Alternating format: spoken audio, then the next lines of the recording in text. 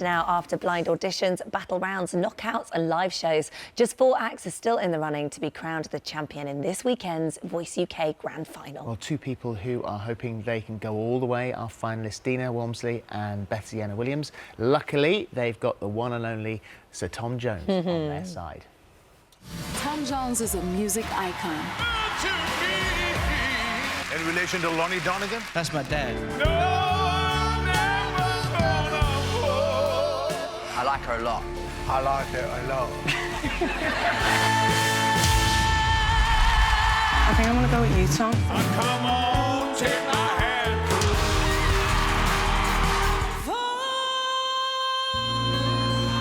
Really something. It hit me right there. Wow. This is a man's world, don't you know? That Voice, I know. that voice. Sir Tom joins us now alongside his finalists Deana and Bethzienna. Well, welcome. Good morning. Lovely and to see you. congratulations. OK, Tom, so why these 2? What have they got? Well, let me think. What's the first thing? First of all, they can sing. That helps. Very Both important. of them are very, strong voices, real voices, not fake voices. You know, because sometimes you hear singers and you think, oh, he or she, they've learned that, you know. But these 2 young ladies, they are natural singers. You know, they're natural. What you see is what you get. And they're nice people. And they're lovely people. Oh, that's always really important. Bethzienna, your journey's been a tricky one because it's sort of up and down, to say the least. Real character building, which I guess once you get into this industry, actually, it's just the beginning of all of that. Yeah. So it's testing you for that, that's for sure. I mean, you were previously eliminated. You had 16 other people that you could have possibly been brought back. The public voted you, they wanted to be brought back, and Emma came and told you that it was you. So what was that moment like? It was just absolute madness. I think it was, for me, it's just been an up and down emotional roller coaster.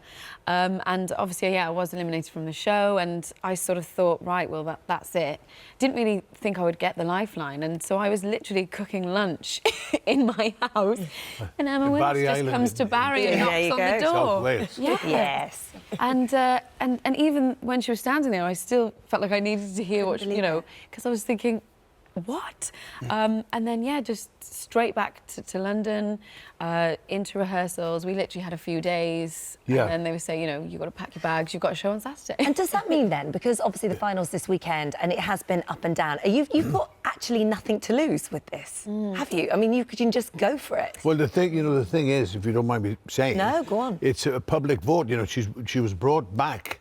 The public voted her lifeline. back. So you know, we know that the public love what she does. So it's a very good point. It's important. Did you feel OK because of the fact that you were called back, leaving your dinner cooling on the cooker? Scrambled eggs. Scrambled eggs. So you didn't have that much time to prepare. You haven't had that much time. For that song. No. You know, it was like a day that we put it together. That's a bit scary. It was really scary, but it was a weird feeling because I thought if I for any second complain or worry or start to be negative about the amount of time I have, I feel like I would be really ungrateful because I just thought I was on a high. I was thinking the public voted me to come back. That's amazing, and I've just got to be extremely grateful, which I was, and just do the best I can and go out there and on let's see what happens. Yeah. Well, Deana, for you, you're originally a singing teacher from Liverpool. You may not know what the public think as yet, but you know all of Liverpool's behind you because the town's gone mad, hasn't it? Mad, yeah. Yeah, is there like posters and I love the way she talks. You've got a lot of support, haven't you? Yeah, there's like billboards up, everyone's got T-shirts, posters, everyone's going mental back home. So Good. It's good feeling, you know, when your hometown is backing you and everybody else, it's great. Bit of a different look. Oh, it's great. No, it's great listening to you talk, honestly. Different look on the show on Saturday. Yeah. Because, you know, we're sort of used to this. The hat, yeah. And that was very different. So whose choice was that? And if it was someone else's choice, what did you say? Well, I thought I'd go for the non-hat vibe because I'm not going to wear a hat every day of my life. Right. And I thought, especially with the song I was doing, it was more felt for me to just be in my natural shell of who I am. So. Well, what was lovely, and it's funny enough, after the show, looking on social media, and people saying, "Is Tom all right?" I mean, you were quite emotional. Yeah. Well, the song means a lot to me. Does it? Yeah. I've always liked it. I recorded it on my first album when I was 24. Oh, wow. So I've always loved the song. But when you've lived a while, songs seem to mean more because you've lived. And that song, Autumn Leaves, reminds me, because my wife passed away 3 years ago. So that was a thing. So I was thinking all those things were in my mind. Yeah, And it was music is sung so beautifully as well. Yeah, exactly. And she nailed it. Yeah. She really did. And that was it. And I thought, I've got so much to say, how great it is. Yeah.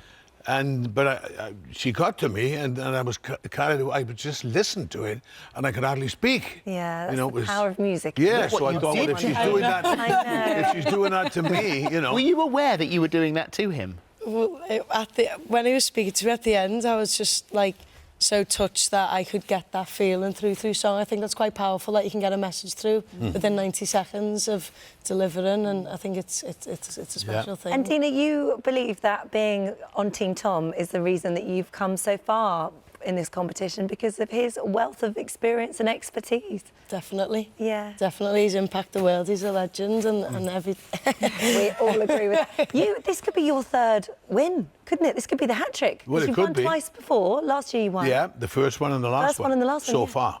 So far. So yes. far. Could be three times for a jolly Welshman. That's what we say. 3 for a jolly Welshman. And you're feeling good about the final? Yeah. Ready for it. And I thought it's funny because I was thinking, obviously, you've been working hard on the TV. I know you've got a tour coming up. And I thought there'd be a big gap, but you're pretty much straight into it, aren't you? Yeah. Just, I think it's less than 2 weeks from the time we finish The Voice until I open in California, in the States. So I'm going to do a bunch of shows in America, and then come back and do a European tour after that, throughout the summer. Yeah. And then back on The Voice again, I think. So there is no rest, but I mean, it just goes to show how much you love it. I mean, it's not work to you, is it? No, not at all. I mean, and it's the truth. You just got to be there on time. That's the only thing that is regimental about show business for me. It's just okay. Well, what time is it? And the light goes on. If you're on television, and you got to deliver at then. Yeah. Yeah. Like with some singers, and I always say this, to get up on a weekend somewhere and you're feeling good and you've had a few drinks and you go, oh yeah, I can, karaoke and stuff like that. and they go, some people think, wow, I'd like to do this as a living. This would be great if I could do this every night. Yeah, but think about doing it every night, yeah. Have you ever been late for one? Not, yeah, I have. Yeah. Not on purpose, but things happen, but... Surely not. What sort of things, Tom? Things, sometimes they get a little late. I'm always leaving things to the last minute. They had to come and get me in the dressing room now, Yeah, this time around. So I'm always like that. It's a habit. And it's a great life. And somebody says, is it hard work? I said, look, I haven't worked since 1962. Really. Doing a job of work that you don't like in order to make money, which most people have to do. Yeah.